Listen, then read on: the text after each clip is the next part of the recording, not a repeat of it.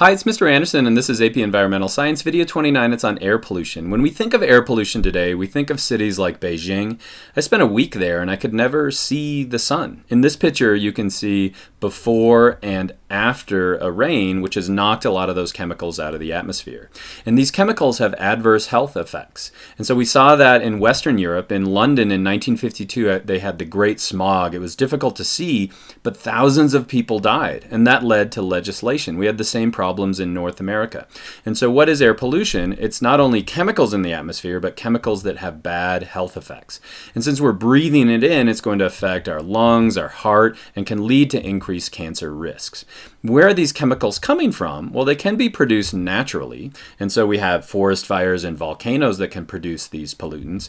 But also we have stationary sources. You can think of those as industrial, like factories. And then we have mobile sources. That would be like cars and buses. And so if they're affecting us negatively, we call these pollutants. And in AP Environmental Science, you simply should memorize the different types of pollutants that I've listed here. Starting with volatile organic compounds, or VOCs. This would be like formaldehyde, gasoline, anything that's organic and can diffuse into the environment. We've got carbon monoxide, this odorless gas. We've got NOx, which is going to be both nitrogen or nitric oxide and nitrogen dioxide. We then have sulfur dioxide produced through the combustion of coal. We then have particulate matter. These are going to be suspended solids. And then finally we have chemicals like lead. These are all primary pollutants. That means they're produced by the source themselves, but they can combine with other chemicals in the atmosphere and produce secondary pollutants. So for example, NOx can produce nitric acid, and sulfur dioxide can produce sulfuric acid. And these combined can produce acid rain, or more generally acid deposition, that has huge impacts on life. And then one of the pollutants that you're probably most familiar with is ozone, that can be produced through sun, and also we need nitrogen dioxide to produce that. And if we can combine a lot of these, then we have smog. It's probably the most famous type of air pollution that you're familiar with, and it's exacerbated by things like temperature inversions. So how do we control air pollution? Well, with regulation is one way. The Clean Air Act in the United States was able to reduce pollutants and save lives. And so technology is able to scrub those pollutants out of the air before it's released. Where's the air pollution coming from? What are the sources? They can be stationary, like this factory. They can be mobile, like all these cars stuck in traffic, or it can be natural. Remember, like giant forest fires can increase the amount of air pollution. But regardless, how do they affect us? It's through our cardiovascular system. It's just like smoking. You can think of it that way. It can lead to lung disease, heart disease, and increased risks of cancer. And so where do we see these health effects most? It's wherever we have industrialization. So clearly it's going to be in places like China, but look over here on Eastern Europe. We have huge amount of industrialization and not a lot of regulation. And so let's go through those primary pollutants again. We've got VOCs, which are volatile organic compounds. An example could be this gasoline that's evaporating into the environment, formaldehyde. If you smell a pine tree, those are VOCs, or organic compounds that are coming off and can lead to things like smog. We've got carbon monoxide, which is produced naturally through photochemical sources, but also can be produced through combustion. All of these sources produce carbon monoxide. We then have NOx, which is going to be nitrogen or nitric oxide, and then nitrogen dioxide. It's this brown gas that contributes to that color that you see in smog. We then have sulfur dioxide.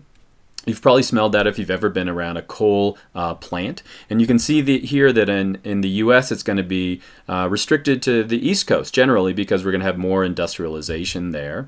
And then we have particulate matter. These are going to be small solids. This is from the EPA. So you can think of sand as an example of a particulate, but it's not small enough. And so this is your hair. It's going to be on the order of 50 to 70 microns. And so we're talking about things that are smaller than that. Small sediments that as you breathe it in, the hairs in your nose and respiratory tract don't trap it. It goes into your lungs, and just like smoking, it's stuck there and can lead to other types of diseases. And then we have chemicals like lead. We used to add lead to our gasoline, and there's huge neurological impacts of lead. Now again, these primary pollutants can produce secondary pollutants, and so the nitrogen and the sulfur can lead to nitric acid and sulfuric acid, and these lead to acid rain. It can dissolve statues like this, but more importantly, it changes the pH in the whole food web. web and can impact living systems. And then we have ozone. Ozone, we've talked about before, can be good. And so if we look at the stratosphere, way up here in the stratosphere, remember the ozone, which is produced naturally, is blocking harmful UV rays. But if we move down near the Earth, it produces a tropospheric ozone. We call that bad ozone. And it's one of the large things that contributes to smog, photochemical smog.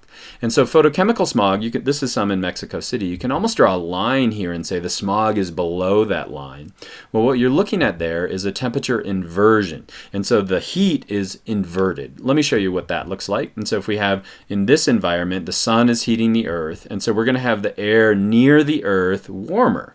And so if we look at that gradient, it's going to go from warm at low altitude to cool and then cooler air as we move up.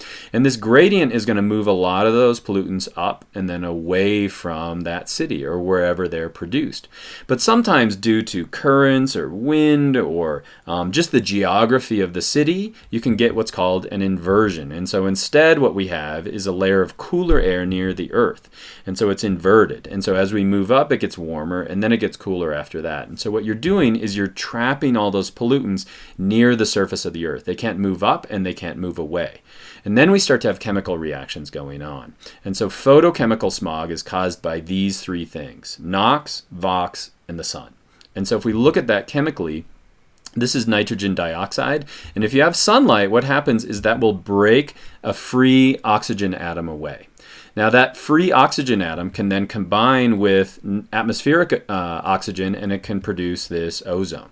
And so what is smog? It's essentially these NOx compounds, and then it's going to be this ozone. But naturally what will happen is that these will spontaneously move back to nitrogen dioxide and regular tropospheric oxygen. And so again, to make smog, we have to not only have NOx and the sun, but we have to have these volatile organic compounds as well. And so how does it work? We break apart that nitrogen dioxide again. So we're producing this nitric oxide, and that will combine with these volatile organic compounds in the atmosphere itself. And so now what happens is that we produce this ozone, but it's not spontaneously going to go back again. And so how do you form smog? We have to have these volatile organic compounds, we have to have this nitrogen dioxide, and then we have to have sunlight. And so areas like Los Angeles, where all of these come together, have a huge amount of smog. How do we prevent it? We prevent the amount of nitrogen dioxide, and we prevent the amount of volatile organic compounds in the atmosphere. Now, how do we eliminate air pollution? We do that through legislation. So we have restrictions on the amount of pollutants. And so the Clean Air Act is probably the most famous one in 1970. And what they did is they put strict standards on these pollutants over here. And so in industry, you're limited on how many of these pollutants you can put into the atmosphere. But how do we do that? Technologically, we can use a catalytic converter. This is essentially grabbing on to that nitrogen dioxide and carbon monoxide that's produced in combustion.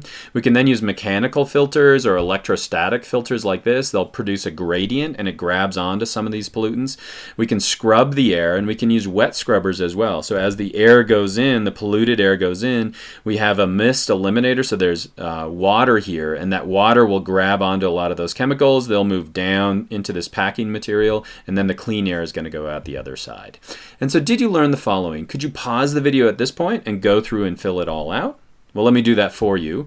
It can cause lung disease, heart disease, and then increase cancer risks. Those chemicals could come naturally. They could come stationary or mobile sources. We can control that through the Clean Air Act and technology and regulation. If we look at the pollutants themselves, again, in review, it's VOx, carbon monoxide, NOx. That produces nitric acid. We have sulfur dioxide, particulate matter, and then things like lead. These acids can lead to acid deposition, and the combination of all these produces smog, which is exacerbated by temperatures inversions. And so that's air pollution. It's deadly if we don't regulate it, and I hope that was helpful.